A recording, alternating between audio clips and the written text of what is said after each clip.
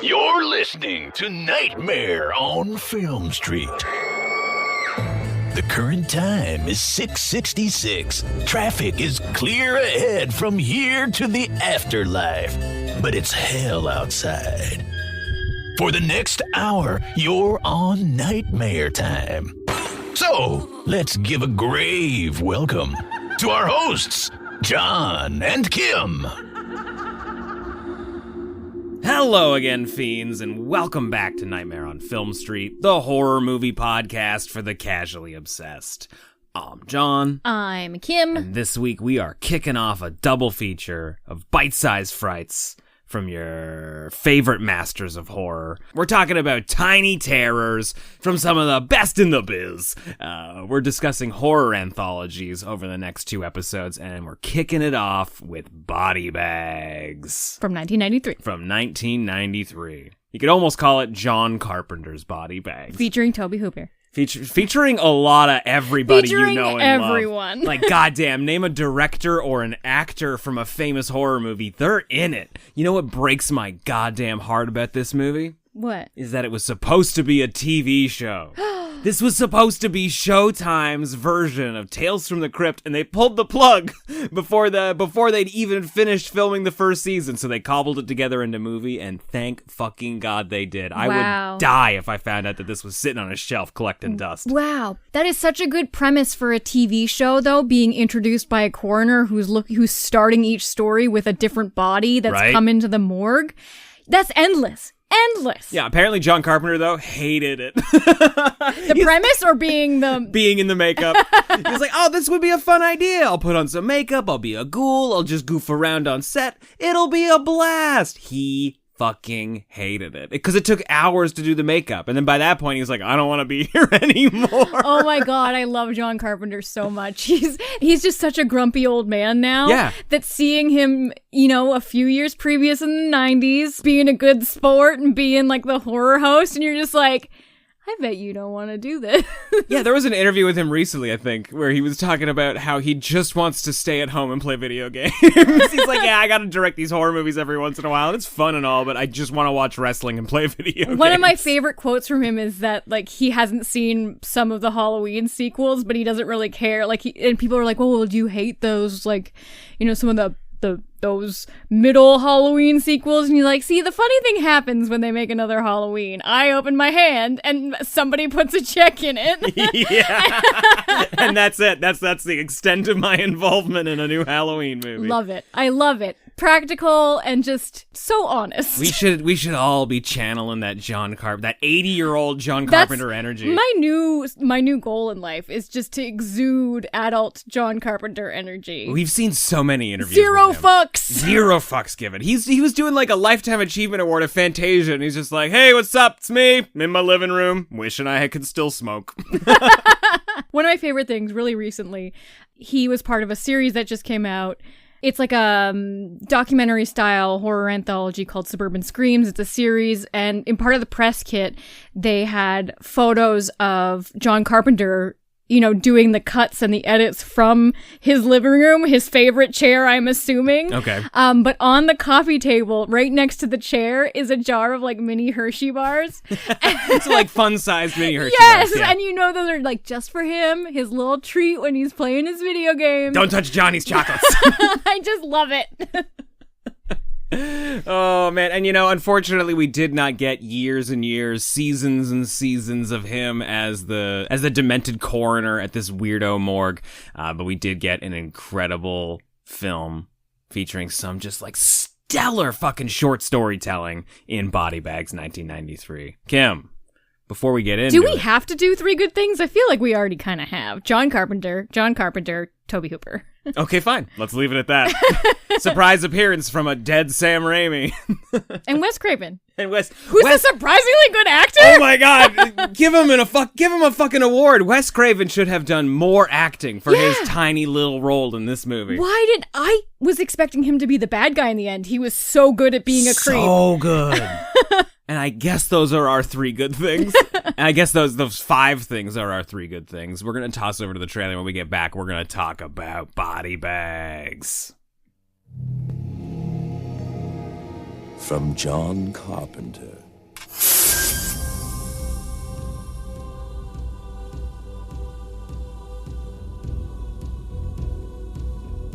Something's coming. Maybe I'll see you around. I see things. I think maybe I can help you. Something strange. Weird. Gruesome. Painful. Sexy. Yes, yes! When can we do it? Something shocking. Your brains are the only food on which we can thrive. What have you done to me? Something terrifying. I have to finish digging your grave. John Carpenter presents Body Bags. Yeah, Wes Craven can play a creep. Like, seriously. There was just a few moments of, like, eye acting because in this first segment, we're following a gas station attendant, Annie. It's her first night on the job. She's working the overnight shift. We're not even going to talk about how she should not be doing that. But Frankly, no one should work an overnight shift at a gas station. It should be for a robot. a robot, yes. But even though it's locked and, you know, she's doing everything through, like, a transactionary window, she deals with sketchy characters immediately. And one of them is Wes Craven, and he's only there for, like, a minute and a half, and it is the scariest minute and a half because he's so good at eye acting. He's just a little disheveled. He's got a smile on his Maybe face, he's had, but you don't you know, trust it. a couple drinks, so he's got that boldness about him. You wouldn't want to be in a locked room with him, right? I wouldn't want to be in a locked booth next to him. And it's just the way he's holding himself, you know, like it's all physical acting. He says maybe 10 words in the whole goddamn segment, but the whole time you're like, this guy. And you know what? I love John Carpenter as the mortician, but you can kind of tell he's not fully into it. He's not going full Beetlejuice into the role. You know what I mean? There's a layer of restraint. He's no crypt keeper. Yeah. I mean, he is a keeping crypts, but his jokes are good. You know, it's the delivery's not 100%. It's just a little stiff and solid, and I still love it. I still think it's fantastic. I love every moment of it.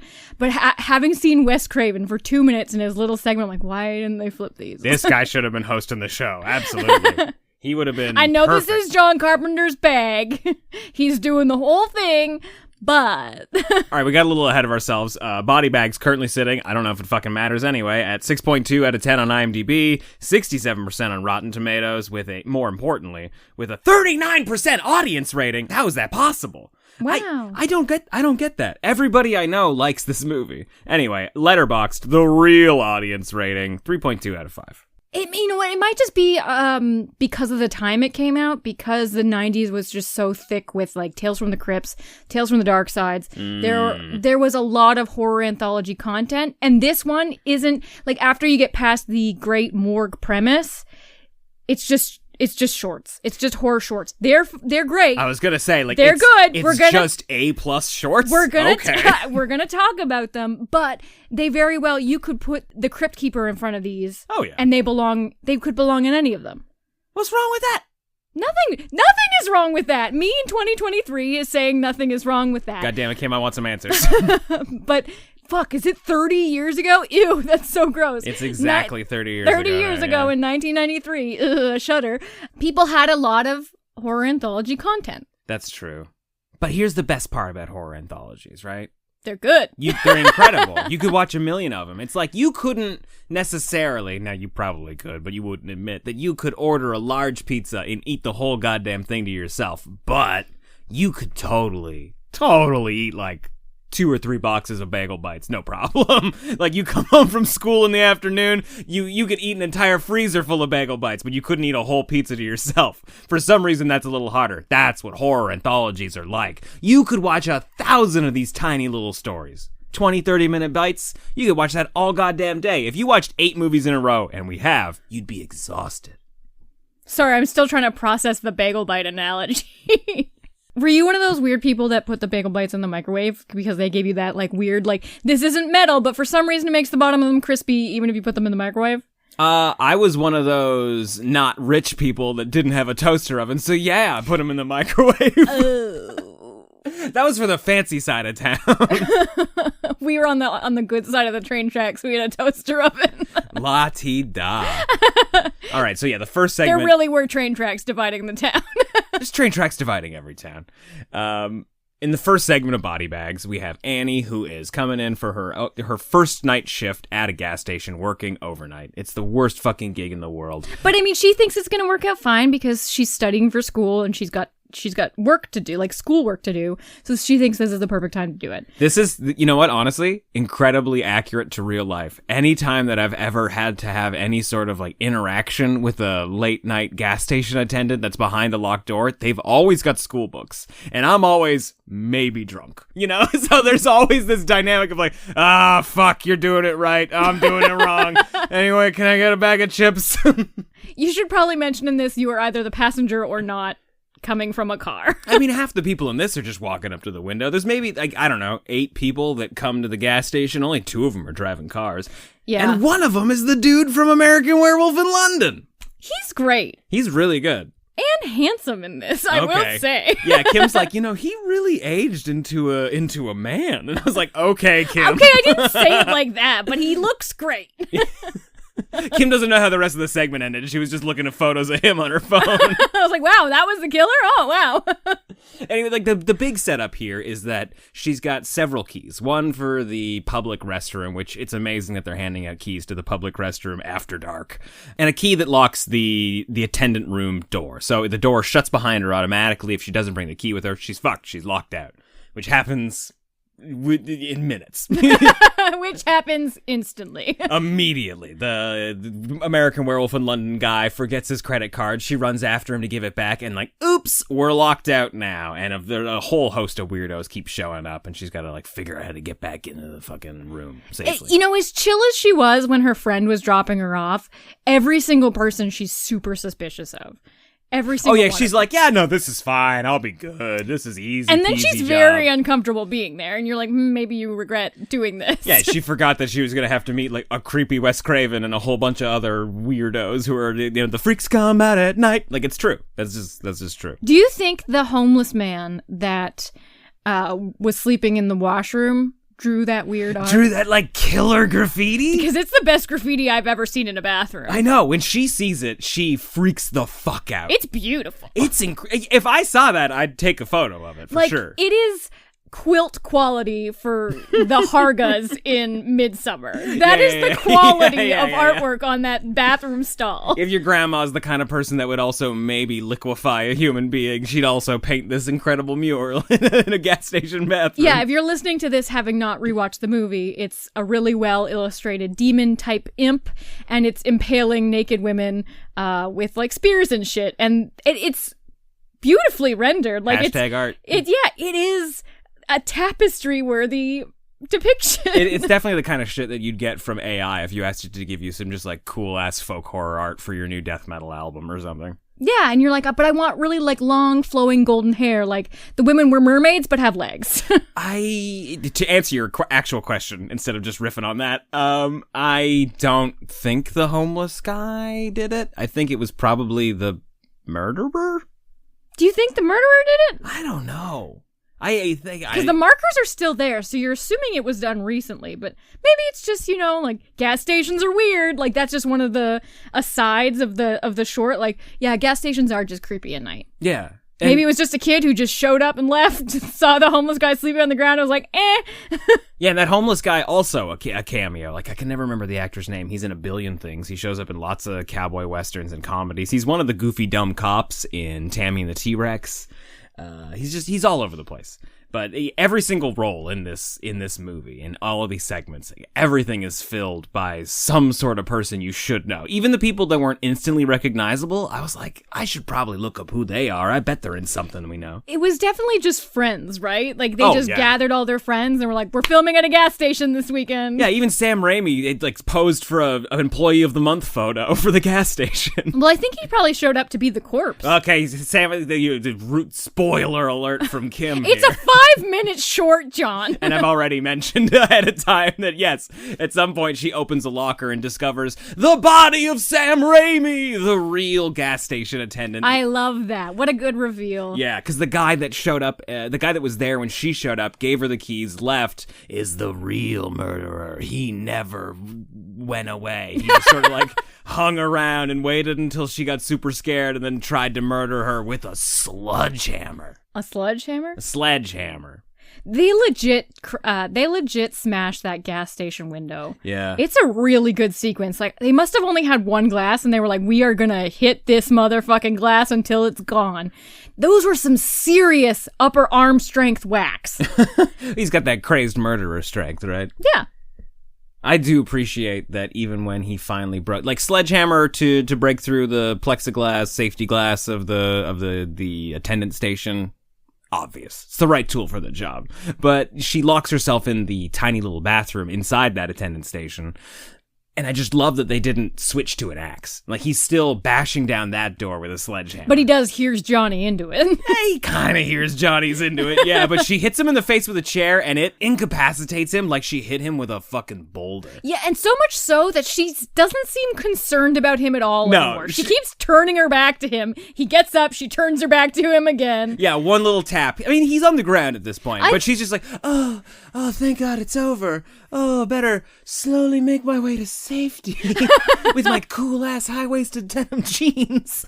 The Levi's were on point in this segment. God, I love the 90s. But I think she broke his nose. So, like, I understand him being like, oh, this fucking hurts, and, like, my eyes are watering and I can't do anything, but why did she turn her back? No idea, but she kills him in the absolute best possible way, right? Like, so he gets up, he starts attacking her, he's got her pinned. She tries to sort of like hide or get away in a truck that's in the garage attached to the gas station. And before she can like turn the engine over and peel out of there, he just activates the lift, hoists her a few feet off the air, and he's gonna cut her fucking head off with a machete until the good Samaritan stranger from American Werewolf in London shows up to scuffle with him, and she. This is the coolest goddamn thing.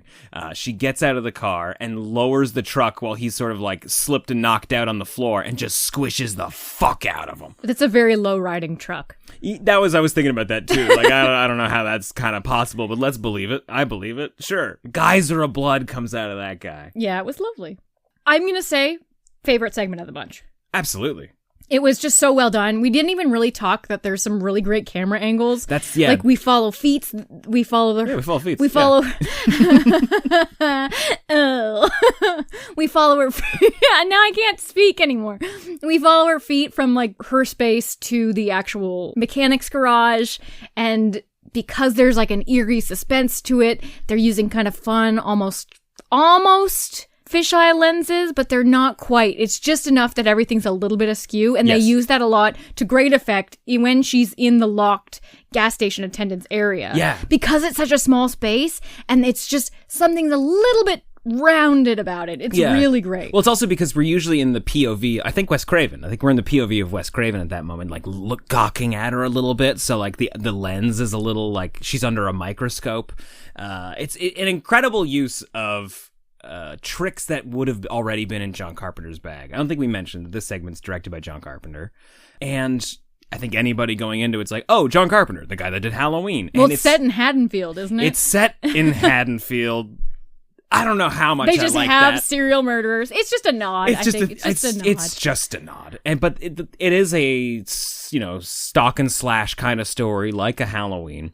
It's a mini 20-minute slasher movie in a secluded location, and I think he's not doing it like James Wan playing around with Malignant, but he is sort of playing on your expectations of what a slasher movie from John Carpenter looks like. Yeah, there's a really great trick where we almost think we're in POV. Like killer POV. Yeah, and like Michael Myers wearing the mask, walking through and killing his sister, like the iconic killer POV.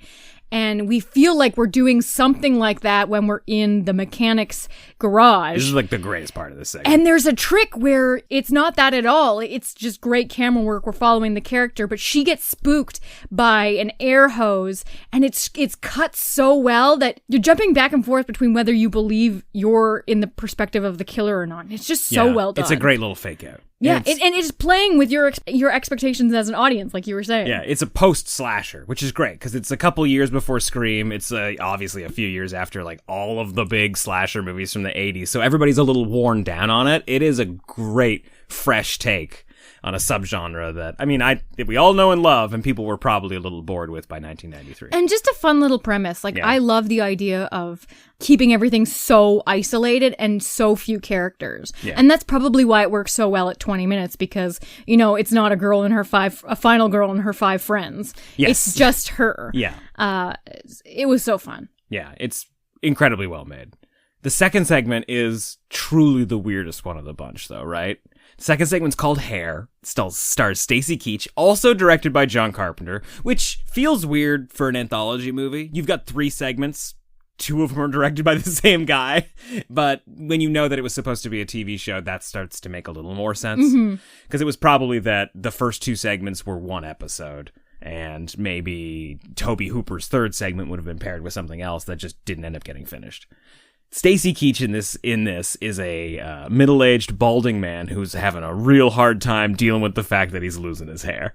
And he essentially discovers a miracle hair growth treatment that is out of this world. That was a great log line, John. I don't know how else to fucking describe it, right? I love Stacy Keach. And I like Stacy Keach so much that I would put up with weird jazz saxy music for a solid half hour just because he's such a great presence on camera. Okay, let's not knock the jazz, because I was... No, you go ahead. I'm just going to put some ambient. I was feeling the 90s of this segment. There was dining rooms on carpet, there was wallpaper, and just satin pillowcases with ruffles. Yeah, Did you not feel like you were perusing a Sears catalog? Like, yes. like trying to get to the toy section? It was insufferable. I loved it. It was very good. I mean, if you've watched any sort of like erotic thriller or any sort of TV movie from the late 80s, early 90s, this was the score. But I don't know. The other painful thing is that, one, I'm kind of in the same boat. Like, I like Stacy Keach is like, oh God, what am I supposed to do with this? His head looks exactly like my head right now. It's a little bushy on the sides, it's quite thin on top, and we're both trying to figure out how to fucking deal.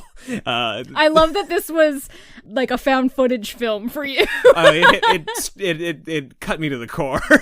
But there's everything that he does is nonsensical. Like, he does that old paint your head technique. It looks awful. What a sport he was, because they definitely glue down like what hair he has, so it looks like... You think so? Yeah, like it's glued down by the paint, and okay. It looks so skull cappy. It's not flattering. But his girlfriend kisses him on the head to try and comfort him. She's got fucking brown lips. It is a very funny segment, because for the first half of it is just him trying fruitlessly all of these hair treatments. Oh, he's trying everything. And probably the most realistic part for you, and probably the most hurtful part, was when he goes to the salon and there's the barber with the like perfect luxurious Tarzan like blow dried hair. And he's like, we have to cut it off. Like, there's no salvaging this. You can't, we're not styling it. We're just cutting it off. I'm living this man's nightmare right now. He throws his rug in the trash. Yeah. There's a whole segment right after that where he's got his hair coiffed, and it's just like the weirdest comb over. Like, we're taking all the hair from the sides and we're putting it on top, trying to make it look fuller, and he's just longingly staring at all these people with beautiful hair. At first, who we found out from the credits, one of them was Greg Nicotero. Greg Nicotero and his dog. Like, I think maybe he's even more jealous of the dog than he is of Greg Nicotero. Oh, it's such a good cut. Great gag. I thought you were gonna say Stacy Keach is such a sport, because this is just a 20-minute segment of essentially pointing out something he's probably himself quite self-conscious of. Like, as an actor, as a performer who has to be on camera all the time, like, hey, can you show up and let us make fun of you for a week on camera? Yeah, I guess it wasn't special effects, maybe, the balding. No, I don't think they did anything. Maybe he got a hair transplant after, and he was like, might as well get some dough out of this to pay for my hair transplant. I think, yeah, he's just like, they're gonna fucking pay me to look this bad. I think Stacy Keach is just a tough son of a bitch. Just a good sport. Yeah, just a real good sport. Hey, heads up, too. Like, if you aren't familiar with Hey, if you're balding and you need someone to talk to. Men out there, I'm talking to you. No, Stacy Keach, if you're unfamiliar with his work, you've probably seen him in Cheech and Chong's Up in Smoke. He's the crazy cop in that. He's hilarious in it. I probably first became aware of him as Titus's dad from the show Titus. Did you watch that show? Mm-mm. Oh, you missed out. He's like the best, worst dad ever. But I know a lot of people discovered this movie over Halloween for the 31-day horror challenge. You gotta check him out in this Australian slasher movie called Road Games. It stars Jamie Lee Curtis. Stacy Keach is a truck driver who thinks that he's discovered a serial killer who's leaving body parts all along the Australian highway, and he's worried that Jamie Lee Curtis is going to be the next victim. It's a tight little thriller, and it's one of my dark. favorite discoveries of the past few years. Right? The first 5 minutes of this movie is the best giallo I've ever seen. The best Australian giallo. The best Australian giallo, yeah. We're almost completely glossing over probably the best cameo of the whole movie. Fucking Debbie Harry as the crazy assistant to this hair doctor. She is erratic. She's weird, right? She's serving magenta. Just like, I was gonna say that she's like straight out of Rocky Horror. Yeah, she's very like oversexed and just about it. She's Debbie Harry. Have you seen Videodrome? Have you watched any Blondie music videos? It's Debbie Harry, baby. The reveal at the end of this, I don't know, man. It's so strange. And if this were a feature-length film, there is no third act. Like absolutely not. We get into he gets his hair. It's luxurious. It's wonderful. He goes with like a very, very long Brendan Fraser in George of the Jungle hairdo. Yes. I already said Tarzan. I'm running out of references for long hair here. He's got a certain loincloth kind of look. It's a very loin quality. He looks like the villain in The Crow, where he's got the big, long fucking hair, and I just want your goddamn eyes, man. It's braidable, is what it is. And it's beautiful, except every time he goes to sleep at night, it grows more and more. It doesn't stop growing. And also, worms seem to be crawling out of him and off him and away from him. Well, yeah, because he cuts the hair a little bit, and the hair hits the ground and sort of inches away, like, oh, God, we gotta get out of here. Yeah, you can see it growing through his veins, popping out his skin in all the wrong spots. And it looks great. It looks awesome. They did such a good job in that one little moment where it looks like it's veining through him and it pops through the skin. Like, it's probably illustration. It's probably cartoon on top of what they filmed. Oh, I think so. It looks great. Yeah, there's even a moment where they get a magnifying glass where he's holding a teeny little piece of hair in his fingers, and it's like a snake. It's like a little snake. It's got little mouths, and it's like, and we find out it's fucking aliens, guys. Yeah, so when he finally, like, its hair's growing on his face, he's got all these open sores where worms are coming out. Yeah. He goes back to the hair transplant office, and he's like, what the fuck have you done to me? And they're like, we're aliens, and we live in you. Yeah, we eat your brains. Bye! And then That's it's the over. end. That's the fucking end. Like, they show him a mirror, they show him the aliens, and it's just, and then he's just catatonic and basically dead inside. He's a husk. 8 out of 10. Yeah, it's pretty good. This is the best part about horror anthologies. Either you get, like in the first segment with the gas station, you get a whole movie in 20 minutes, or you get something that doesn't really have an end, but you leave at the exact right time. Like, this is a fucking weird premise. Bye now. Loved it. Yeah. Like, no surprise. Another episode directed by John Carpenter. Dude likes aliens more than you would think. Give me a point of reference for this. They live. Oh? Ghosts of Mars. Oh? Body bags. The Thing. The Thing. He's maybe into sci-fi more than he's into horror, to be perfectly honest. You take that back. All of his sci-fi is very scary, but it is very sci-fi. I'm surprised at just how funny this was. You know, the whole thing. Realizing that it was directed by John Carpenter, and you're just like, he was funny playing the morgue attendant. He's directing a funny segment. You're like, where did these yucks come from, John? He can do it, yeah. And it's like, and he didn't need Kurt Russell to deliver it either. Like Big Trouble in Little China, hilarious, but we all assume it's Kurt. Like Kurt's responsible for all of it. Like, as soon as that movie starts, you're already smiling. So getting me to laugh, not super hard. But yeah, this episode was hysterical. Well, and They Live Too. You have Rowdy Roddy Piper. Oh, man. Too funny. The funniest fight sequence in all of film. Unintentionally funny.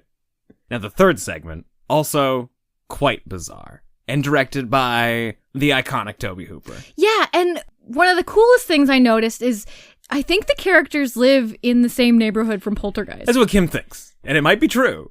But I don't know. I'm just going to say that that's fact. It's true. I didn't research it, but it looks to be accurate. I don't even think you knew it was directed by Tobe Hooper at the time when you said it. That's why I was like, well, it's pretty perfect you say that because... And then I was like, well, then it's true. It's gotta be true. We've checked we don't have to fact check this at all. It's the emotional truth we're living in when we talk about body bags. First one set in Haddonfield, this one set in, what is it, Cuesta Verde or... Cuesta Verde. Yeah. Oh yeah, this is phase 3, for sure. Oh yeah, totally. Phase 3. And it does feature him digging up the backyard. And there's bodies in it, maybe. And there's fucking bodies in it. In such a bizarre choice, though. So Mark Hamill gets into a car It's accident. like a 45-year-old baseball player trying to make it to the big leagues. Trying to make it to the big leagues. With his 45-year-old wife, played by Twiggy. Yeah. Like a surprising... Like, we were just like, we should know who this is.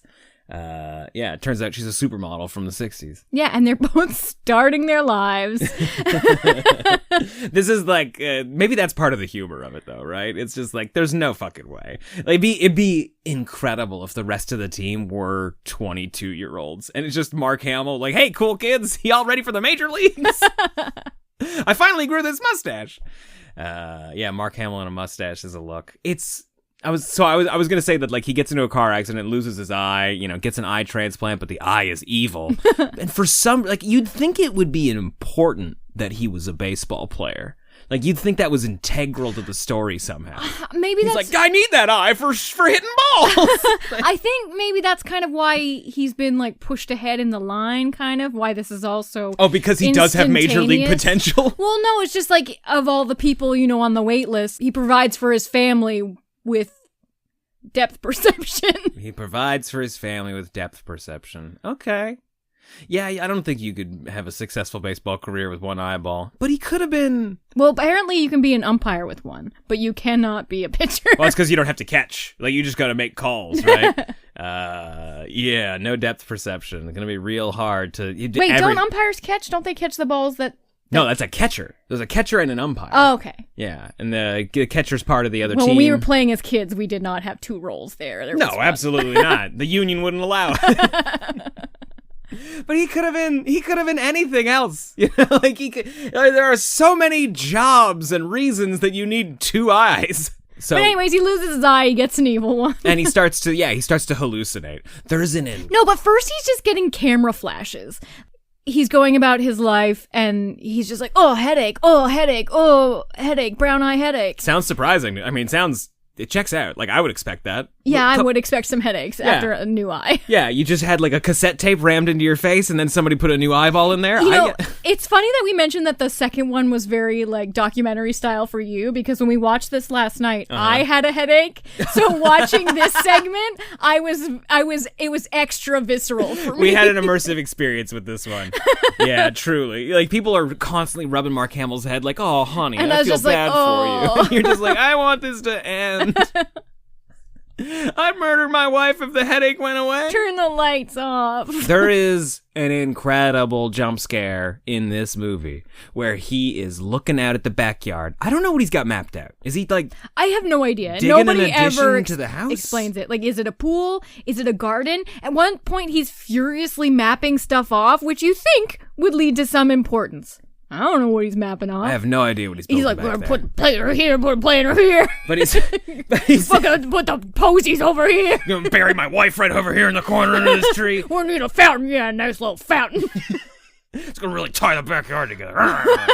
But he's how much sod? He's looking out in the goddamn backyard in the middle of the night, and just a barren backyard, and then from the dirt a fucking corpse comes flying out, like a woman screaming for help, basically inches away from death.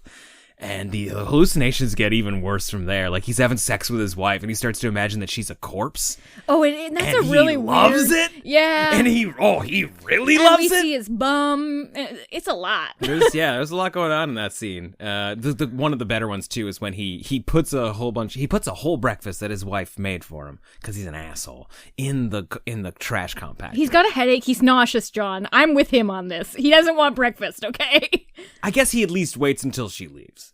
But he sits down. He doesn't say thank you or anything. No, he is in a mood. He is being like, I'm possessed with evil, so I'm going to be rude to you. Yeah, he's a bit of a dick. And when he turns on the disposal, like the sink disposal, a fucking hand comes out, and it's just like there's blood everywhere, and it's spinning around. It does a and great shit. spin. It's a real good spin, and obviously he thinks that's weird. So his solution is to go fishing around in there with his own goddamn hand. And he just pulls out scramby eggs. He's like, normal. Like, don't... Guys, I'm telling you right now, especially if you start hallucinating, don't put your hand in the food processor. Like, that sounds like one of those Canadian commercials we would have put on during a watch party. Yeah, where, like some nice little Muppets. Yeah, a nice little puppet. You made me a puppet of scrambled eggs. Is like, don't come grab me in the compactor. It's an easy way to lose your hands, guys. Yeah, don't put your hand in there. Mark Hamill. Fucking Mark Hamill. But most of the segment is just him hallucinating. Yeah. Him hallucinating dead bodies and corpses and stuff. Like, he digs up the backyard, he thinks he sees feet, and then he's like, oh no, there's no feet, and then he sees feet again. And it's a surprisingly long segment. Like, it's a little, like, it's a big story, they stretch it out, but he turns on his wife way faster than you think. Yeah, because the buildup is kind of long and slow, and then all of a sudden he is evil. Bad. Yeah, she comes home one day and he's digging, and she's like, come on, honey, you can come inside, it's getting late. And he's like, I can't quit now, I gotta finish digging your grave. And then he tries to kill her with a shovel. The best turn, though. It's good. As abrupt as it was, real good. That's what I mean. Like, the brilliance is in the abruptness. Yeah. Like, that's, like, they did not, I did not expect it to happen yet. I thought we had, like, another 20 minutes of him slowly becoming evil, but he's just like, no, we're killing her now. It's a great little turn. Surprisingly, I don't know how, it's hard to say. Like, Mark Hamill as evil is always a little strange. I mean, the bloodshot eye really helps. I think that the maybe eye, sells it. Pretty creepy. Yeah, his voice acting work as a villain, stellar. Like, let's goddamn, dude's amazing when it comes to, like, I don't know, being the Joker. But yeah, the eye definitely helps it. And because he's possessed, like, he does have, like, moments where he's back and he's, like, sort of, like, haunted by what he's doing. Yeah, and before he's possessed, we haven't really conveyed the dad bod. He is like full, like, tight gray sweatpants with the tight ankle, the dad sneakers. Oh, the sweatpants, like the Kirkland brand sweatpants. Yeah, and the matching turquoise Kirkland sweater. It's the mustache more than anything. The sneakers, right? For me, and they show the sneakers a lot. I love when he comes back from the hospital too, and she's like, "I bought you a present." "Oh, a present for me? Oh my god!" And it's a baby crib. She's like, "All right, now put that together, you fuck."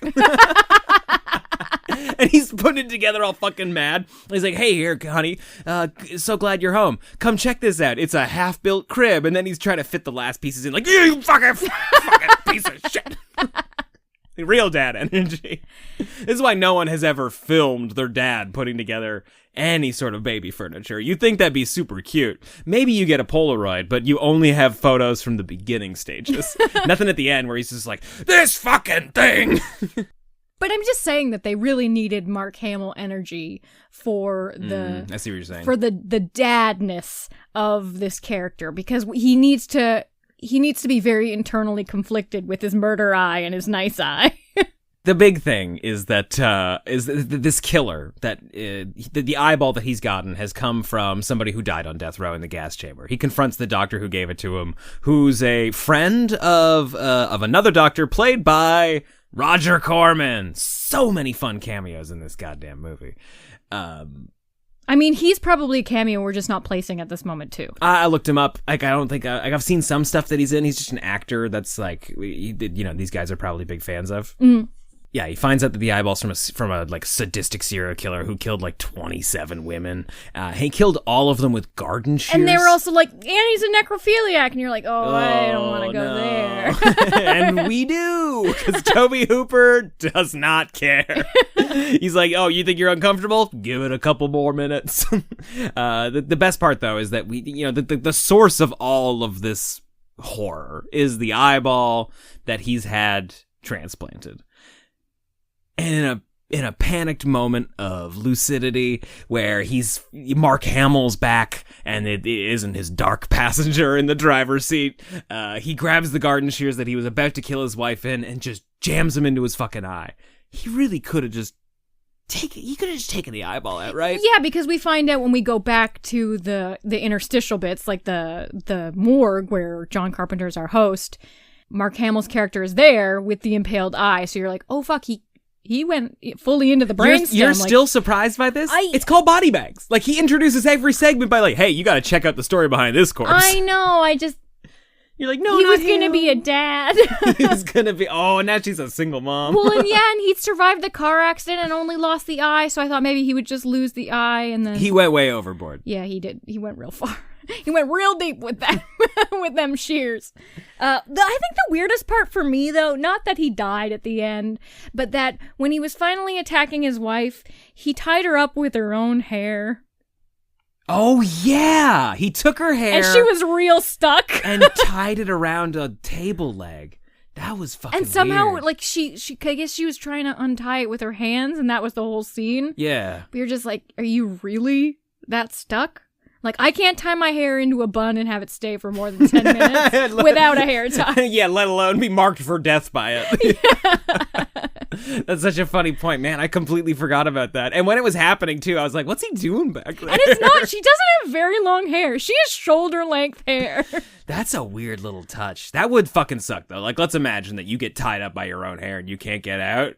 That's something about that seems scarier than being tied up with rope. Yeah, I think it's probably just a touch just to further convey that he's fully the killer, because there was mention that the killer was obsessed with blonde hair because his mom had blonde hair. Oh, right. So I think his first memory is his mom. They're like burning him with a cigarette. They're really trying to convey that this isn't Mark Hamill anymore. Yeah. This is fully the killer. A baseball player would never think to do this.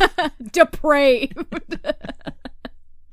Oh, and then we get the final cameos of the movie in the wraparound, where just like, mwah, what a great little touch, where the real coroners come back to the morgue. It's Tobe Hooper and Tom Arnold, and John Carpenter reveals that he's a corpse and has to quickly hop back into one of the other body bags. I love it. And then they do a quick little autopsy on him, and he keeps like moving his head and looking whenever the morgue attendants aren't looking. Yeah. It's just cute, sweet, and funny, and it's a great way to end it. Oh, it's the best. Blood going everywhere, chest ripped open, and he's just like, wink at the camera. 10 out of 10. Yeah, I so enjoyed this, and I had seen this before, but unfortunately I had seen it in a kind of an adult post-iPhone world where I didn't pay enough attention to it, and I don't think I gave it the fucking credit it deserves. You know what? Same. Because I had zero memory of that entire first segment. Yeah, and I was just like, I fucking love this. How come I didn't have this reaction the first time? Like, I remembered the hair segment, and I remembered the eye segment. Yeah, and I remember not liking the eyeball segment at all. Like, I was just like, this is goofy and stupid. I would say it's my least favorite, but it's still good. Still decent. Still real good. Yeah, this was a huge surprise. I'm so glad we rewatched it. You've been pitching it for the podcast for a while, and I keep going like, I don't know. You know what, though? After like 5 years of doing the Halloween Horror Challenge, so many people watch this movie around Halloween. Really? Yeah. I'm not surprised. Yeah, it's a great little watch, and I'm so pleased we finally revisited it, because it's true. Like, I haven't watched it specifically because I wanted to do it on the podcast. Yeah. That's always a curse. And now we can watch it whenever we want. Oh, we're free! Oh, we're free! Oh, but yeah, I'm giving this one 3.5 out of 4. Maybe a 3.75. I'm going to give a 4 out of 4. Go for it. I had so much fun. This was a fucking blast. And I watched this with a headache. Like, yeah. 4 out of 4. That's how you know it's got that bump. Like, I was grumpy. It's still delivered. No, that first John Carpenter segment is like truly like the best horror short that I've seen in the last 2 years or so. It was so good. Man, what a blast. I would watch a feature of that and they wouldn't even have to add anything. They should bring it back. I bet, I mean, it might be hard to convince John Carpenter to get in that makeup again, but I would love to see a grumpier version of that a kooky grumpier corpse. morgue attendant? Yeah, Yeah. I would totally dig that. Drinking formaldehyde, talking with corpses, complaining of natural causes. Just opening the morgue cases with a cane and just like, I'm not even standing up for this. We didn't even talk about the fact that there's a scene where he tries to take a frozen corpse out of one of those wall cabinets, and he can't get it out because her breast implants are too big. It was pretty good. Oh, it's so fucking silly. Like maybe Showtime got cold feet and they were like, this is too much like Tales from the Crypt. We're gonna get sued. We're just gonna get sued out of existence. I don't know. Maybe it was just because it was too similar and they were like, why compete? Yeah. Whatever. Gave us one of the cooler horror anthologies that we've revisited. And yeah, I'm very much looking forward to putting this back in the regular rotation. Let us know what you thought of Body Bags. Hit us up on Twitter at NOFS Podcast, on Facebook at facebook.com/Nightmare on Film Street if you're still on Facebook. Why are we still recommending? Just come to the Discord at nofspodcast.com/Discord is where we actually hang out and have conversations about movies. We're going to be back next week talking about another bite-sized tale of terror, another horror anthology from some masters of horror, names that you're going to recognize. I'm sure you might be able to guess what it is. A quick little hint: it's another '90s hit. And in the meantime, of course, we've got the bonus episodes over in the Fiend Club at nofspodcast.com/Fiend Club. We're talking about Hollow Man this month. We also just recorded a Five Nights at Freddy's review. We got a whole bunch of spooky little content going on over there if you need more nightmare and to support the show. That's all for now. Until next time, I'm Kim. I'm John. Stay creepy. It appears you made it out alive, but we'll get you next time. Help us to grow the horde. Leave a 5-star review on Apple Podcasts or wherever you subscribe. More terror can be found lurking on our website, nofspodcast.com. Until next time, stay creepy, fiends.